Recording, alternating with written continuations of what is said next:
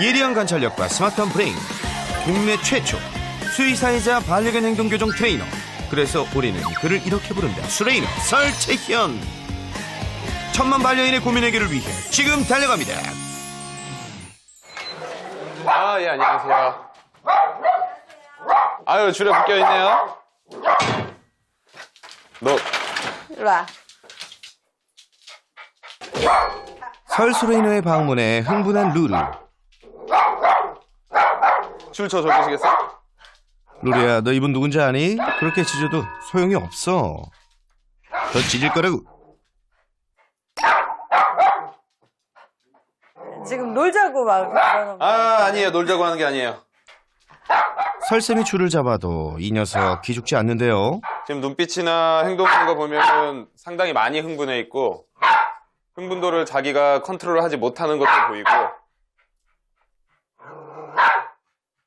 보호자님들 한번 방으로 들어가 보시겠어요? 문 닫을까요? 네, 아예 닫아버리세요. 보호자들이 시야에서 사라지자 당황한 듯 두리번대는 루루.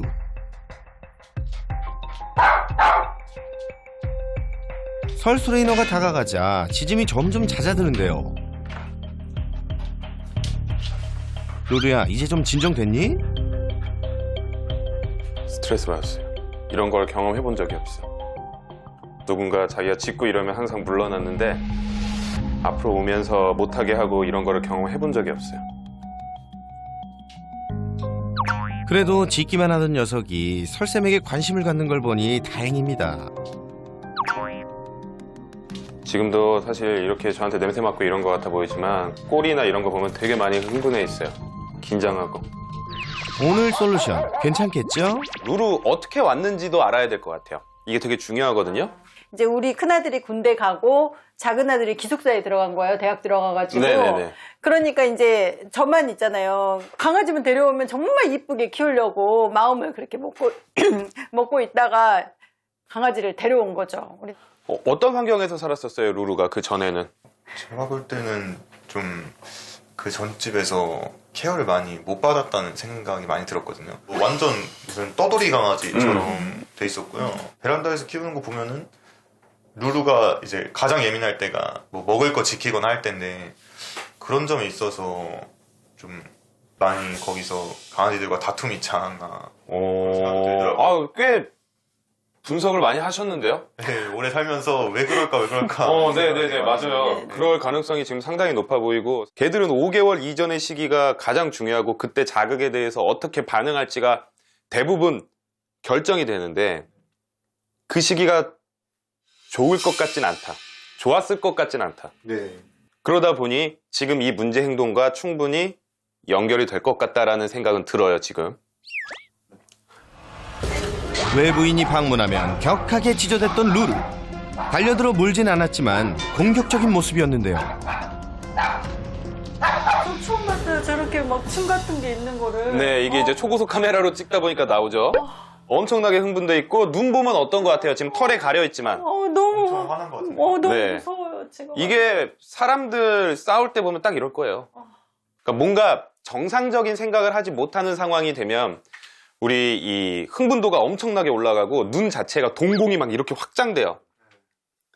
그러면서 뭔가 되게 강한 눈, 우리가 무섭다라고 생각하는 눈의 모습을 띠게 되는 거죠. 어머님 근데 아까 왜 놀자고 한다고 얘기하셨어요? 아니 몇 번 오시니까 되게 좋아하시더라고요. 이 감독님들을. 그래서 똑같이 그러는 줄 알았어요. 제작진과 어느 정도 안면을 트더니 갑자기 마운팅을 하던 루루.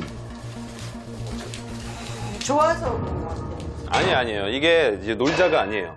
노는 것 같은 표현이 나오기는 하지만 그게 되게 긴장했거나 스트레스 받았을 때도 나오거든요. 그걸 보는 거는 몸의 경직도예요. 막 편하고 재밌고 할 때는 몸이 좀 늘어져서 이렇게 놀자는 표현을 하는데 지금은 온몸에 힘이 꽉 들어가 있죠. 외부인이 너무 좋아서 나 좀 봐줘 하면서 이런 행동을 하는 아이들도 있지만 지금 루루는 불안과 스트레스를 해소할 목적으로 전혀 맥락과 맞지 않은 이런 행동들을 하는 거예요. 우리끼리 있을 때는 거의 마운틴을 안 그렇죠, 안 하죠. 하거든요. 네. 저는 외부인이 거의 집에 안 오니까 이제 외부인들이 오니까는 너무 좋아서 그러는 줄 알아요. 아니 좋으면 아까처럼 침 튀기면서 으르렁거리지 않죠.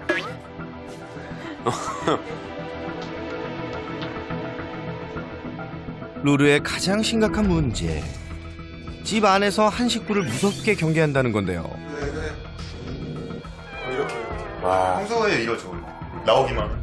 와. 여기서 행동을 유심히 한번 지켜볼게요. 보호자를 노려보더니 집으로 들어가는 녀석. 그리고 시작된 으르렁. 아니, 아무것도 안 했는데 대체 왜 이러는 건가요? 으르렁의 의미는 뭘까요? 겁주는 거. 나한테 접근하지 마라. 경계를 한 것 같아요. 다 맞아요. 다 맞아요. 근데 많은 분들이 그렇게 생각하거든요. 으르렁 하면 나 너 물 거야 라는 언어다. 근데 오히려 반대예요. 동물학적으로 봤을 때 개들 사이에서의 으르렁은 사실 되게 평화의 신호예요. 더 이상 다가오지만 않으면 난 아무것도 안 할 거야 가 으르렁인데, 사람들은 이 으르렁을 되게 나쁘게 생각하죠. 이 으르렁이 없으면 개들끼리의 싸움은 훨씬 더 많아져요. 근데 지금은 가까이 가니까 어떻게 돼요? 자기가 경고를 했는데 가까이 오니까 빨리 가서 쫓아내고 다시 저기로 들어가죠. 네. 그 우선 여기서 하나 힌트가 있는 거예요. 저길 지키고 싶어 하나? 거실을 좀 지키려고. 그렇죠. 네. 보호자가 방에서 나와 거실로 향하자 이렇게 바로 쫓아내고는 자기 집으로 들어갔었는데요. 그리고 특히 거실도 지키는 것 같지만 우선 저 자기 집 지키려고 하는 것 같아요. 오해가 생기는 거예요. 나는 집을 뺏으러 가는 게 아니야. 너의 영역을 뺏으러 가는 게 아니야. 근데 쟤는 사람들이, 가족들이 그걸 뺏으러 간다라고 오해를 하고 있는 거죠. 일로 와, 간식 먹자. 그냥 간식 줄게. 일로 와, 간식. 그래서일까요? 보호자가 간식을 건네도 으르렁대며 까칠하게 굴던 녀석. 이따 먹을 거구나. 이게 다 자기 집을 지키느라 그랬던 거군요. 24시간 경계 태세인 루루 때문에 항상 가시방석이었을 보호자. 아무리 오해라지만 이건 너무 심한 거 아닌가요? 이 집의 주인이 루루야. 아, 맞아요. 그건 무조건이에요. 등기부등본 떼보면은 집주인의 루루라고 써 있을 것 같아요. 저도 진짜 화가 많이 났어요, 처음에는. 네.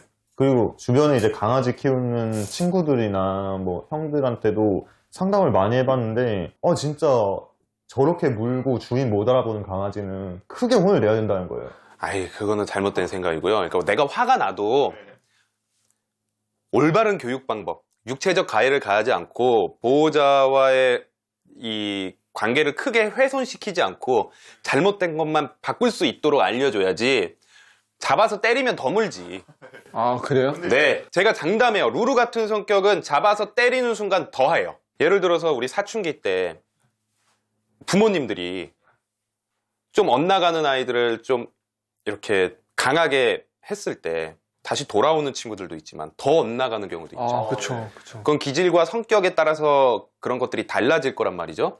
얘는 100% 더 엇나가래요. 물러서지 마세요. 정말 버릇없는 행동인데 그렇다고 때리라는 게 아니에요. 정확하게 보여주면 돼요. 네 그렇게 하는 거 잘못한 거야. 난 물러서지 않을 거고 여기 내 공간이야. 이런 걸 보여줘야죠. 어떻게 해야 할지 아시겠죠? 얘가 오지마, 여기 내 공간이야 그러면 도망가 버리면 얘는 딱 그렇게 생각하죠. 이렇게 하면 되네, 이렇게 해야 되는 거네. 계속 그게 지금 4년 동안 이어져 오고 있는 거예요. 근데 그럼 진짜 물리더라도 그냥 맞서 싸우는 게 낫는 거예요? 아니요, 안 물리게 해야죠. 안 물리게 정확하게 표현하는 방법, 규칙이에요. 규칙을 해주고 이제 지금 오해하고 있는 것들을, 잘못 생각하고 있는 것들을 바꿔줄 생각을 해야 되거든요. 이런 부분 하려고 뭐 저 같은 사람들이 있는 거니까. 네.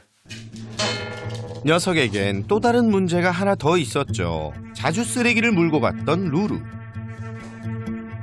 뭐야? 너 쓰레기통 뒤졌어? 언제 뒤졌어? 이럴 땐 어머님에게도 으르렁 됐었는데요. 좋아하는 간식을 주어도 꿈쩍하지 않았었죠. 왜 간식으로 유도하는 거 실패할까요? 쌤, 그걸 알면 새나기에 나오지도 않았겠죠. 5만 원짜리를 가지고 있는데 1만 원짜리를 가지고 와서 바꾸자고 하면 누가 바꿔요? 아니 근데 뭐 쓰레기 갖고 있어도 다른 거 더 좋은 거 갖고 와도 안 바꾸던데요? 그건 우리가 생각하기에 더 좋은 거고 루루 입장에서는 저게 새 거고 가치가 훨씬 높은 거예요. 누가 그랬어? 이거 뭐야 이거?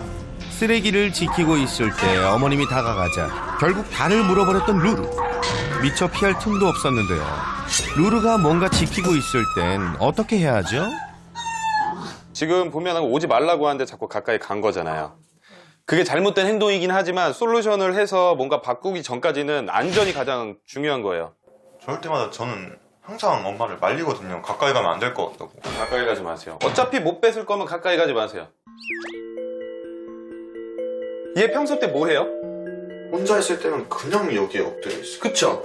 산책은 꾸준히 시켜주신다고 들었는데 산책은 한 얼마나 하는 것 같으세요? 제가 아침하고 저녁에 퇴근해갖고 잠깐씩.